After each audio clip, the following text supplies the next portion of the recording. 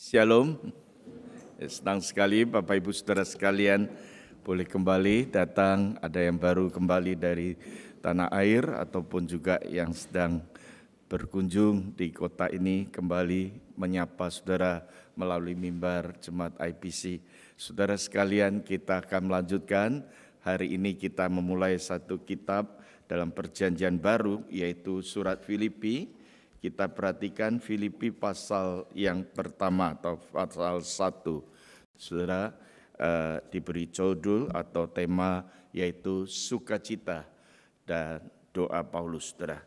Saudara sekalian, kita sudah menyinggung banyak tentang latar belakang berdirinya jemaat atau gereja Filipi pada minggu yang lampau. Hari ini kita masuk ke satu perikop di teks yang ada di hadapan kita, yaitu Filipi pasal yang ke-1, ayat 1 sampai ke-11. Coba tampilkan petanya. Saudara, ini kelihatan enggak ya? Yang depan mungkin kelihatan. Filipi. Kelihatan? Kelihatan? Ini tes mata sebenarnya, kelihatan? Kelihatan ya? Yang belakang kurang kelihatan, bisa pindah depan, masih ada beberapa yang kosong. Saudara, saya mengajak saudara untuk memperhatikan bukan saja lokasinya, tetapi bagaimana kita bisa melihat karya pimpinan Roh Kudus, bagaimana Tuhan memimpin gerejanya. Kalau saudara lihat di sekitar ini, saudara, kita melihat ini bagian daripada perjalanan Paulus dari misionaris yang pertama, kedua, misi yang ketiga. Filipi adalah berdiri di perjalanan Paulus yang kedua bersama Silas, dan saudara bisa melihat di dalam catatan Alkitab hari ini di awal ayat 1 dikatakan Paulus dan Timotius. Timotius bersama Silas dan satu lagi yang saya yakini adalah penulis kitab dari Kisah Para Rasul, yaitu Lukas. Jadi Dr. Lukas mengikuti perjalanan misi Paulus melalui satu berdirinya jemaat di kota Filipi, saudara. Saudara sekalian, surat Filipi ini ditulis sekitar tahun 61 Masehi. Satu masa-masa yang saudara melihat begitu berat sekali di abad itu, saudara, di mana kekristenan banyak menghadapi satu penganiayaan, penderitaan. Jemaat Filipi didirikan jelas, saudara-saudara, oleh Rasul Paulus pada perjalanan pekabaran Injil yang kedua tadi. Saudara bisa memperhatikan dari Kisah Para Rasul pasal yang ke-16. Pada waktu mereka sampai di kota Filipi, saudara, minggu yang lalu kita melihat bagaimana satu visi yang ditangkap oleh Paulus, yaitu adanya panggilan, jeritan, seruan, teriakan dari Makedonia. Filipi adalah salah satu kota yang ada di provinsi Makedonia. Dan Filipi ini merupakan kota yang sangat strategis, karena di Apit atau di sekitar mereka ada banyak kota. Dan ini adalah perbatasan dari, kalau saudara melihat, yaitu perbatasan Eropa dan Asia Kecil.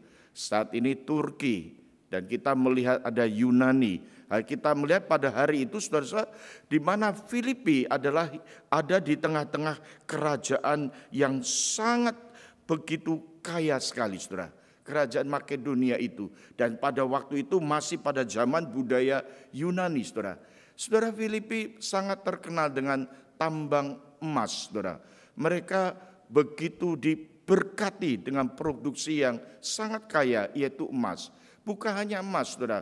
Minggu lalu kita melihat bagaimana industri daripada kain. Ada satu industri yang berkembang di sana.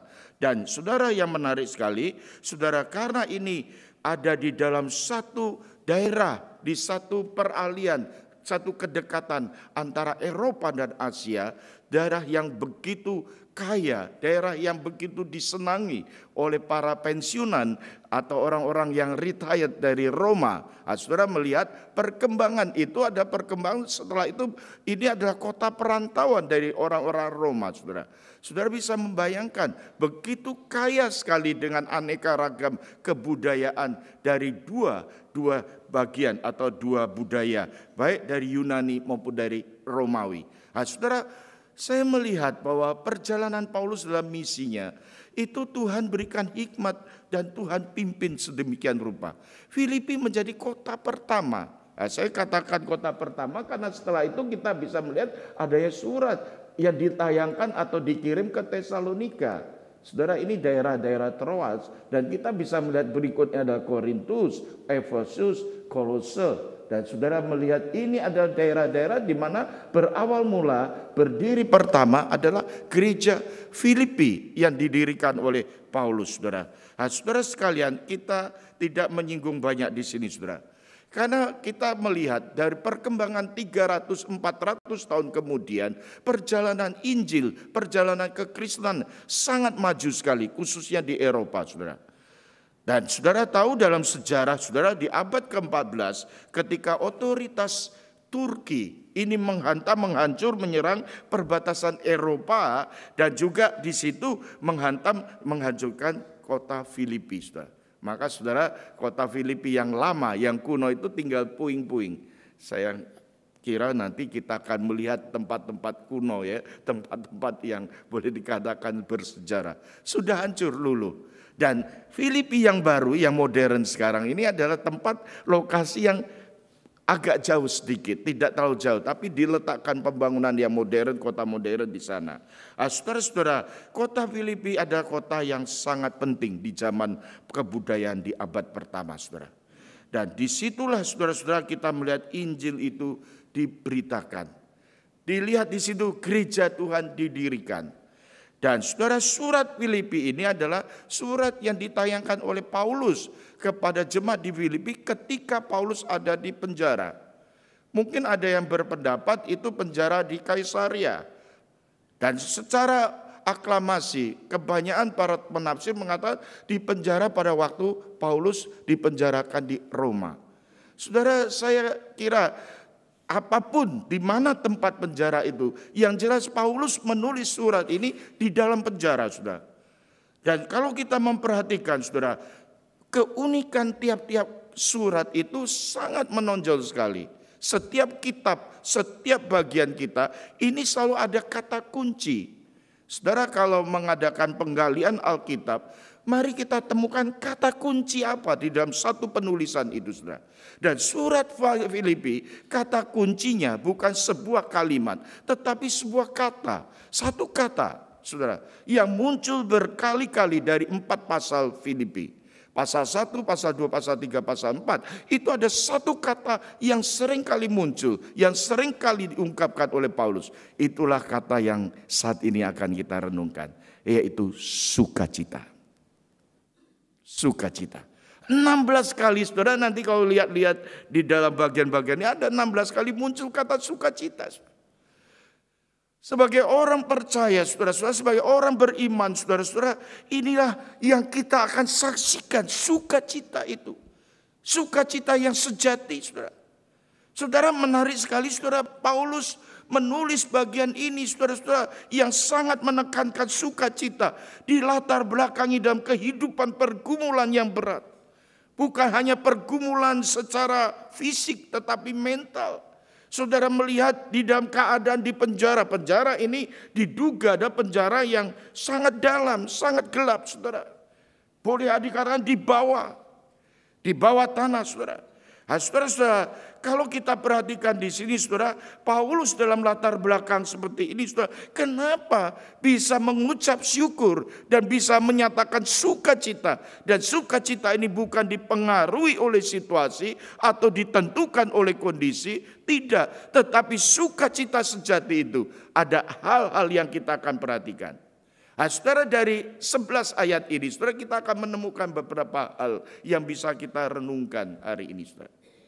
Ayat 1 sampai ayat yang kedua ini berbicara tentang karakteristik sebuah surat, saudara. Ada pendahuluan, ada isi, ada penutup. Itu sebuah rangkaian daripada tulisan. Orang yang menulis artikel selalu ada bagian awal, bagian tengah, bagian bawah, bagian kesimpulan. Tetapi sebuah surat biasanya ditujukan yaitu sebuah ungkapan identitas siapakah yang mengirimkan dan kepada siapa yang akan menerima. Dan menariknya sekali Paulus selalu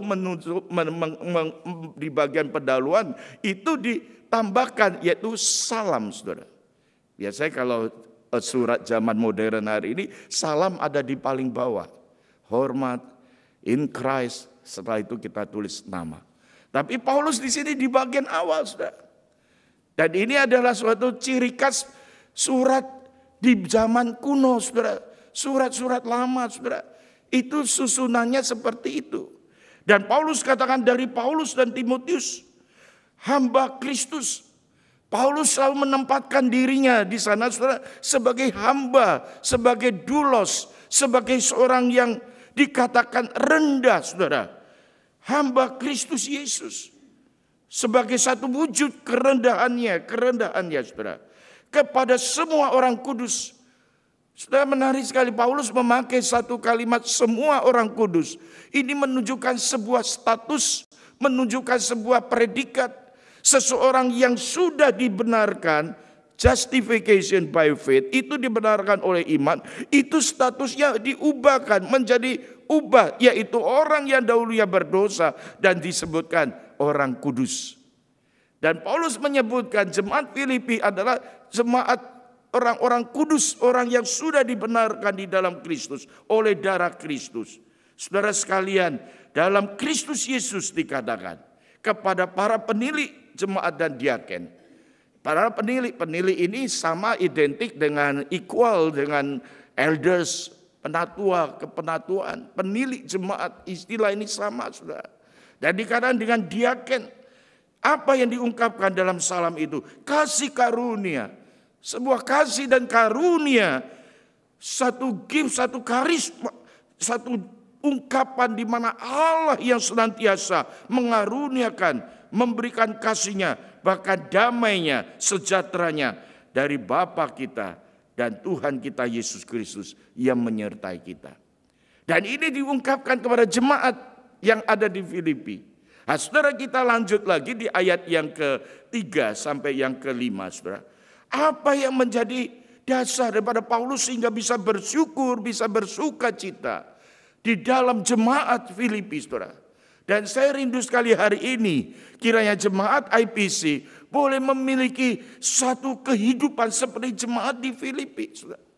Sehingga Paulus dengan sukacita, doanya penuh dengan sukacita, doanya penuh dengan satu kerinduan untuk melihat, menyaksikan kasih dan karunia Tuhan itu. Paulus dikatakan sangat bersyukur dan bersukacita setiap kali mengingat jemaat di Filipi. Saudara-saudara, Paulus setiap kali mengingat jemaat Filipi, dia bersyukur dan bersukacita. Bagi Paulus, jemaat Filipi mempunyai nilai plus, saudara. Memiliki nilai tambah.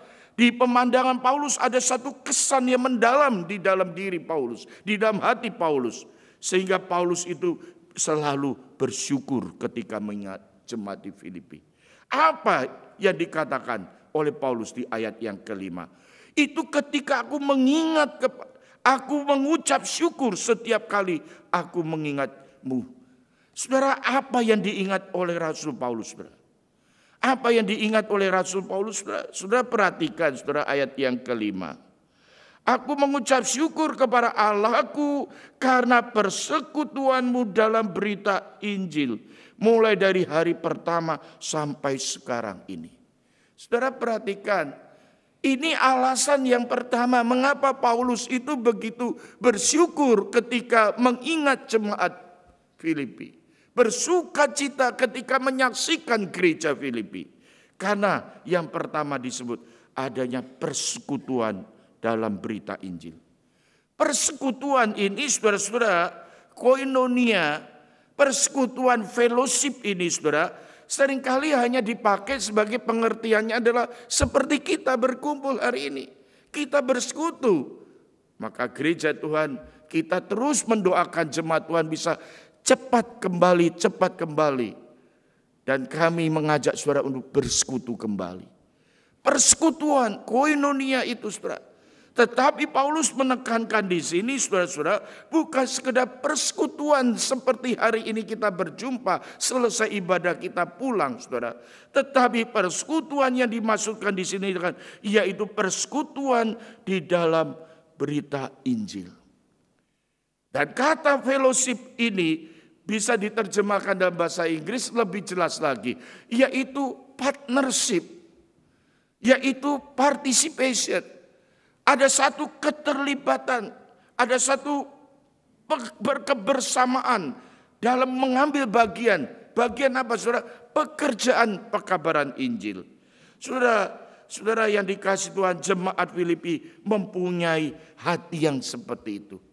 Artinya saudara, gereja Filipi, jemaat Filipi, orang-orang di Filipi memiliki hati yang sama seperti Paulus. Paulus itu hatinya sangat concern sekali dengan pekerjaan Tuhan, dengan pekabaran Injil. Paulus itu tidak diragukan lagi saudara. Ketika Paulus kita menyaksikan kesaksian hidupnya, secara radikal dia berubah total. Secara radikal dia bertobat secara total. Dan di situ kita tidak meragukan lagi komitmen daripada Paulus. Dia seorang rasul yang luar biasa sekali. Bahkan di dalam catatan sejarah kesaksian hidup Paulus. Sampai akhirnya bukan hanya dia rela menderita dalam penganiayaan. Bahkan dia rela mati untuk Injil. Saudara, di dalam keadaan seperti ini kita bisa melihat bagaimana Paulus melihat satu kerinduan, satu ketertarikan, satu kecondongan hati orang-orang di Filipi yang memiliki beban yang sama dengan Paulus. Dan hal ini di dalam pekerjaan pekabaran Injil. Jadi partnership atau di dalam pengertian fellowship ini menuju jelas yaitu sebuah usaha daripada gereja Filipi untuk memberikan dukungan bagi pekerjaan Tuhan, yaitu pekabaran Injil. Bukan waktu yang singkat.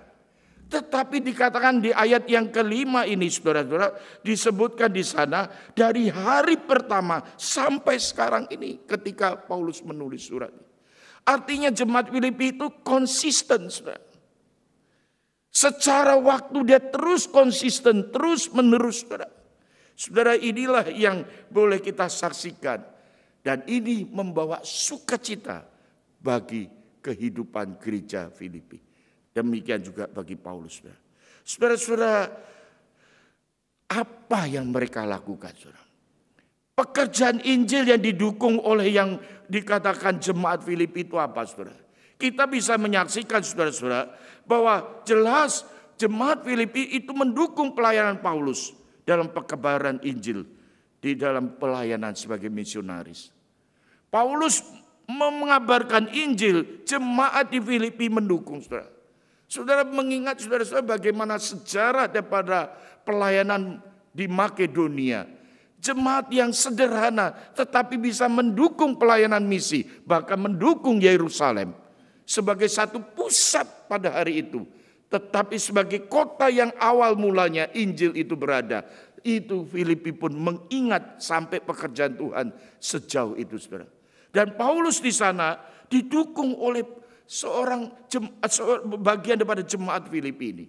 Mereka mengumpulkan dana dan mereka mendukung secara finansial saudara-saudara bagi Paulus dalam pelayanan. Dan saudara sangat dimungkinkan saudara perhatian di sana perhatian yang konkret sekali. Alkitab mencatat nanti di pasal yang kedua kita bisa melihat bagaimana jemaat di Filipi mendukung Paulus ketika ada di penjara. Saudara. Dia mengirim Epafroditus untuk mengunjungi dan mendampingi Paulus dan melayani Paulus dalam keperluannya di penjara. Saudara, itulah yang terjadi secara konkret di jemaat Filipi. Filipi mendukung sekali pelayanan pekabaran Injil. Saudara, saya katakan hal ini, saudara, ini merupakan sesuatu yang sangat menarik sekali bagi kita. Saudara. Perhatikan ayat berikutnya, saya akan lihat melompat di ayat yang ke-7 dulu, menyambung ayat yang ke-5. Memang sudahlah sepatutnya aku berpikir demikian akan kamu semua, sebab kamu ada di dalam hatiku, Dan karena kamu semua turut mendapat bagian dalam kasih karunia yang diberikan kepadaku, baik pada waktu aku dipenjarakan maupun pada waktu aku membela dan meneguhkan berita Injil. Saudara, ada hal yang kontras yang pernah dialami oleh Paulus, yaitu pada waktu masa membela Injil, pada waktu dia masih dalam kebebasan, pada waktu begitu produktif sekali sebagai hamba Allah, sebagai hamba Kristus, Paulus dengan leluasa mengabarkan Injil, bahkan mendirikan gereja, mendirikan jemaat Filipi. Masa-masa jaya raya, masa keemasan, dan jemaat Filipi katakan mereka mendukung Paulus seperti itu. Dan mungkin bagi kita sangat wajar, sangat umum.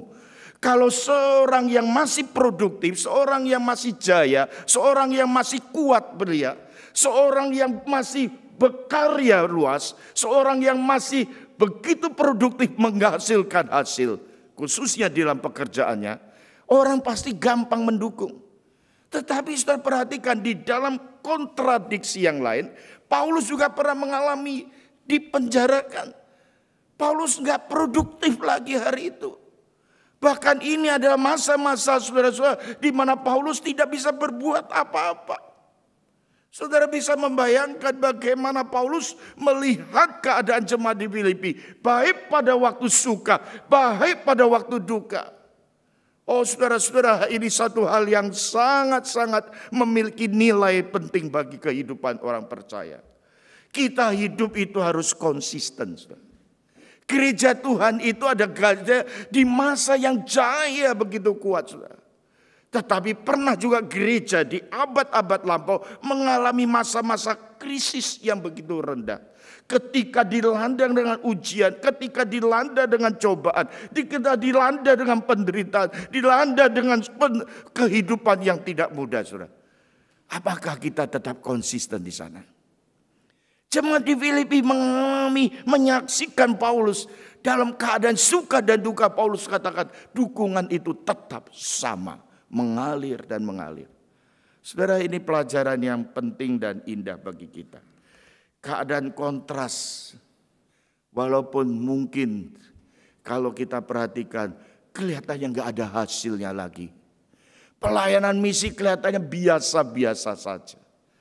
Di penjara tidak ada dengungan Injil. Tapi saudara jangan lupa, Tuhan punya rencana yang indah. Justru di penjara itu kita bisa melihat Paulus mengabarkan Injil. Dan salah satu pertobatan yang ada di dalam jemaat di Filipi, ada kepala penjara. Saudara bisa melihat di sana. Saudara, Paulus melihat ini di dalam keadaan hidupnya melalui jemaat di Filipi. Paulus menyaksikan dukungan itu. Selanjutnya saudara-saudara, secara cepat, ayat yang ke-6, ini ayat yang sangat terkenal. Saya harapkan ini menjadi ayat tema kita di dalam ulang tahun HUT yang ke-35 yang akan kita rayakan bulan Juli nanti. Ayat yang ke-6.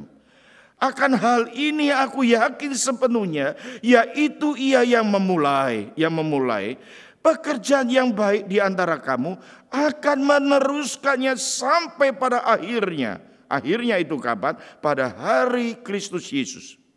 Hari kedatangan Yesus. Kedua kalinya. Saudara sekalian, Paulus mengatakan ia yang telah memulai pekerjaan yang baik. Dan dia yang akan melanjutkan, meneruskan. Arti kata meneruskannya ini adalah menyempurnakan. Arti maksud dari meneruskannya ini menyelesaikan. Jadi meneruskan selesai sampai tuntas. Di dalam rencana Allah itu bukan rencana yang sepotong-potong sebagian-bagian. Tapi rencana Allah itu begitu luas, begitu lengkap dan sempurna. Dan Tuhan bekerja di dalam gerejanya secara tuntas. Paulus meyakini akan satu hal. Dan Filipi itu menjadi satu bagian daripada anugerah Tuhan diberikan. Mereka diberikan sebuah surat. Ia mengungkapkan satu ungkapan daripada kebenaran Allah, yaitu Allah yang telah memulai gerejanya. Allah yang telah memulai kehidupan pribadi-pribadi. Dan Allah yang akan menyempurnakan dan menyelesaikan. Saudara, waktu Paulus berkata ini, kira-kira usia jemaat Filipi berusia 10 tahun. Berarti waktu-waktu yang ada 10 tahun yang lampau, sampai pada waktu surat ini dilayangkan, kota Filipi, jemaat Filipi terus mengalami penyertaan Tuhan. Bahkan sampai hari ini kita sebagai orang percaya. Ini ada menunjuk pada pemeliharaan Tuhan, providensi Allah. Saudara-saudara, kita perlu mengimani dan kita tidak perlu takut dan khawatir masa depan. Kenapa, saudara? Salah satu ayat ini, saudara, firman Tuhan ini meneguhkan kita. Allah itu sedang berkarya di tengah-tengah kehidupan kita. Amin. Amin. Amin. Saya suka memperhatikan di masa-masa lockdown itu kan gak ada yang datang. Dan saya selalu memperhatikan tuh bagian yang melayani di belakang panggung. Dulu sound system ditaruh di pinggir, jadi saya lihat dia gampang, jemaat lihat gampang. Sekarang di belakang, jarang orang melihatnya. Dan banyak pelayanan yang ada di belakang-belakang, di belakang panggung. Orang yang ada di kitchen, di dapur, orang yang membersihkan, orang yang begitu selesai kebaktian menata kembali kursi. Itu enggak dilihat, saudara.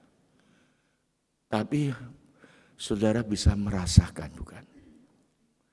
Saya merasakan sekali ketika lockdown itu. Seandainya hari itu enggak ada yang mengoperasionalkan sound system. Yang tidak ada orang yang mengatur suara mic ini. Seandainya tidak ada yang mengatur gambar, rekaman video. Saudara, enggak terjadi hari itu.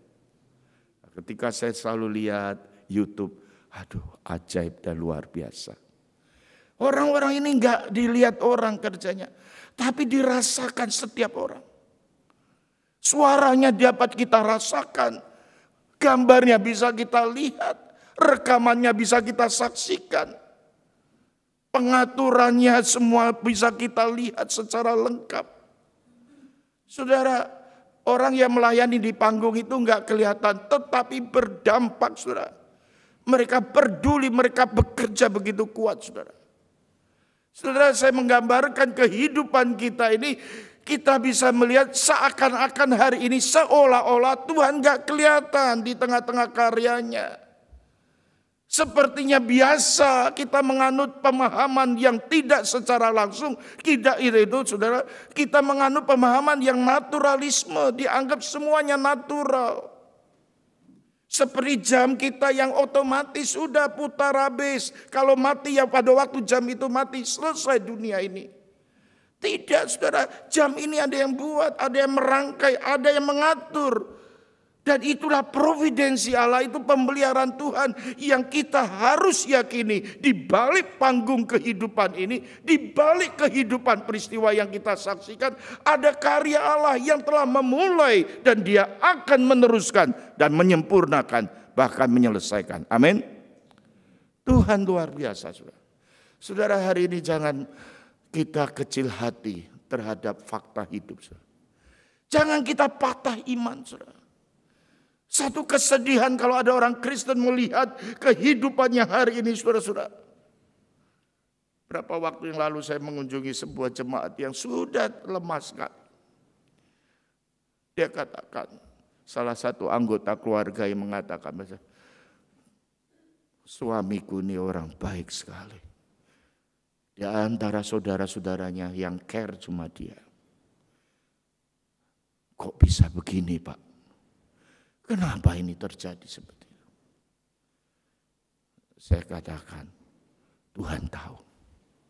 Tuhan tahu. Tapi kenapa Tuhan berdiam?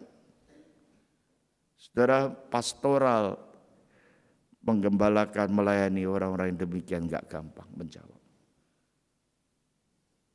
Seorang konselor yang baik hanya bisa mendengar, listen, dengarkan, empati, ikut merasakan.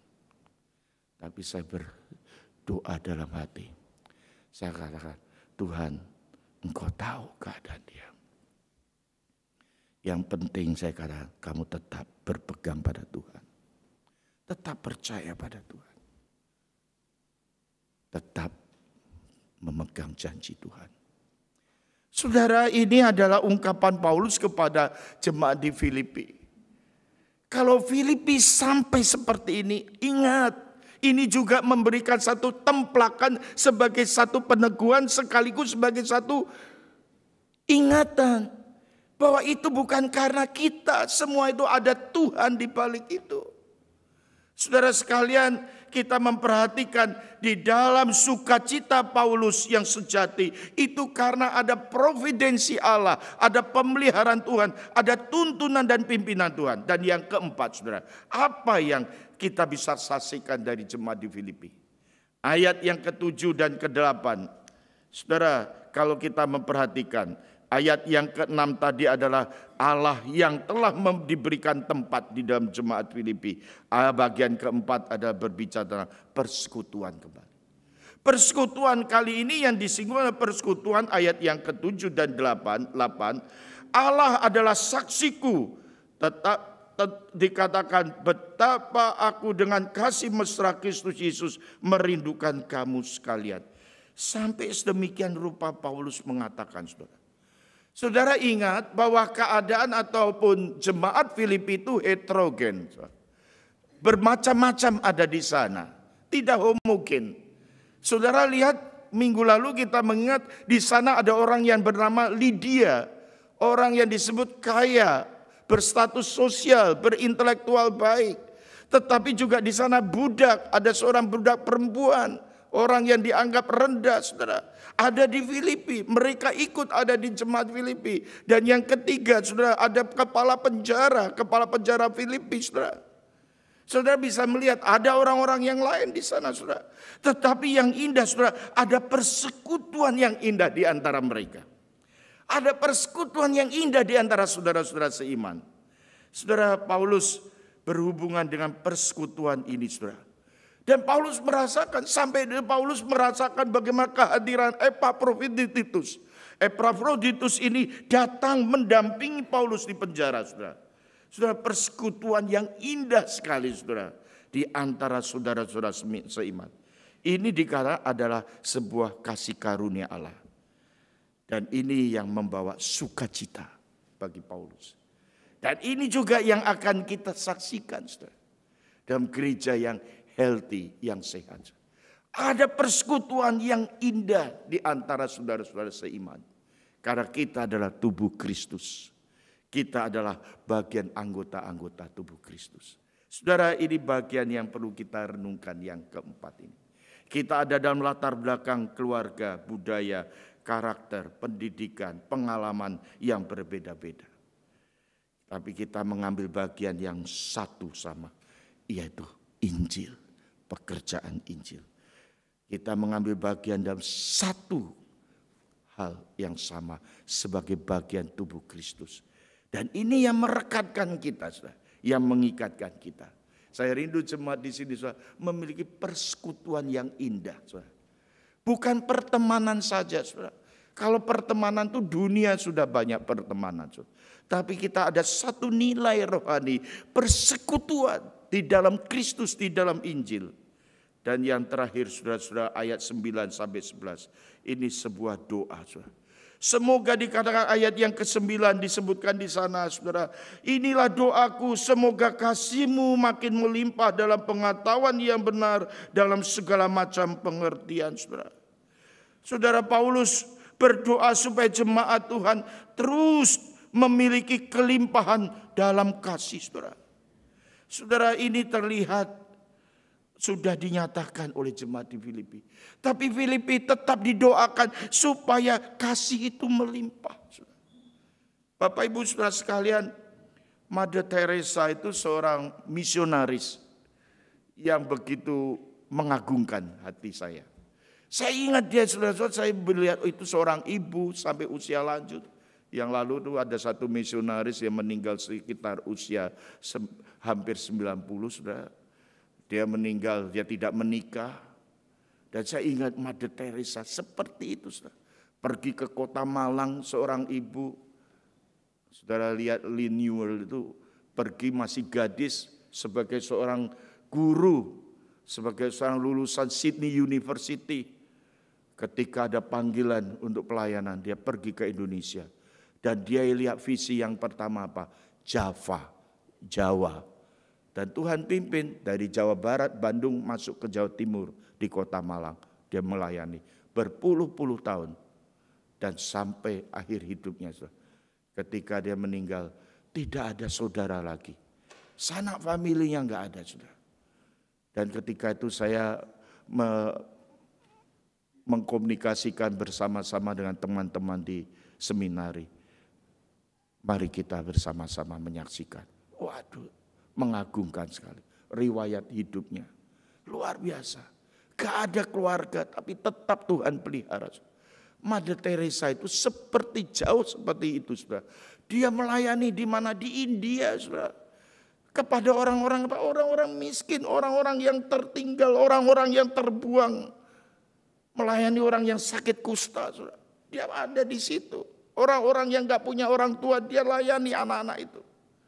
Dan satu kalimat dia ungkapkan dalam bahasa Indonesia, dia mengatakan secara sederhana seperti ini. Yang terutama bukan banyaknya yang engkau lakukan, tetapi banyaknya kasih yang engkau taruh dalam perbuatanmu. Saudara, hari ini banyak orang beribadah, saudara. Melakukan keagamaan, agamawi saja. Banyak orang melayani sekalipun, saudara. Banyak orang memberikan persembahan, saudara. Tetapi pertanyaannya, adakah kasih di sana, saudara? Kebanyakan kita lakukan itu secara rutinitas saja. Kebiasaan kita. Tetapi Paulus berdoa supaya kasih itu melimpah. Kasih itu ada di tengah-tengah mereka. Paulus berdoa supaya mereka melimpah dalam kasih dan dilanjutkan dalam pengetahuan yang benar, dalam segala hal macam pengertian. Karena kita bisa melihat kasih tanpa kebenaran, kasih tanpa pengetahuan itu liar, saudara. Tetapi sekalipun orang menjaga itu kebenaran, tidak ada kasih, itu namanya kejam, orang Jawa bilang. Kejam, saudara. Dan kita bisa menyaksikan ahli Taurat, kita bisa menyaksikan orang-orang Farisi, dia tahu Alkitab, tahu kebenaran. Tetapi ketika melihat Yesus menyembuhkan orang yang sakit di hari Sabat, apa yang kita saksikan? Saudara-saudara, Paulus mengingatkan kasih pengetahuan. Kasih dan kebenaran, pengetahuan di sini pengetahuan akan firman, pengetahuan akan pengajaran, pengetahuan tentang kebenaran, itu pengetahuan. Pengetahuan yang bagaimana, saudara? Yang dapat memberikan segala macam pengertian, saudara. Yang bisa membedakan mana yang A, mana yang B, mana yang benar, mana yang salah, mana yang berdosa, mana yang tidak berdosa. Itu membedakan. Dan ini Paulus doakan supaya jemaat dipilih penuh dengan kasih yang melimpah, pengetahuan yang benar. Dengan demikian, dia bukan hanya bertumbuh di dalam keseimbangan kasih dan kebenaran. Tetapi di situ kita bisa melihat. Ayat berikutnya dikatakan di sana. Sehingga kamu dapat memilih apa yang baik supaya kamu suci dan tak bercacat menjelang hari Kristus. Saudara-saudara, ini akhir daripada tujuan kehidupan kita. Di mana ada buah dalam hidup kita. Yaitu sebagai orang yang sungguh-sungguh dipenuhi, dikatakan di sana ayat yang ke-11, penuh dengan buah kebenaran yang dikerjakan oleh Yesus Kristus. Kasih, pengetahuan, membedakan, dan saat kita melihat supaya apa? Supaya suci, tak bercacat, bahkan penuh dengan kebenaran, penuh dengan buah kebenaran. Ini bisa terjadi apa, saudara? Dikerjakan oleh Kristus, oleh Roh Kudus di dalam hidup kita. Dan tujuan daripada semuanya ini adalah glorification, pemuliaan. Sehingga ada satu ungkapan daripada Paulus yang sering kali diungkapkan, doxology. Segala kemuliaan hanya bagi Tuhan. Soli Deo Gloria. Supaya Allah dipermuliakan. Ditutup di ayat yang ke-11 tadi kita melihat untuk memuliakan dan memuji Allah. Amin. Kiranya Tuhan memberkati. Saya ajak saudara menyanyikan lagu yang terakhir.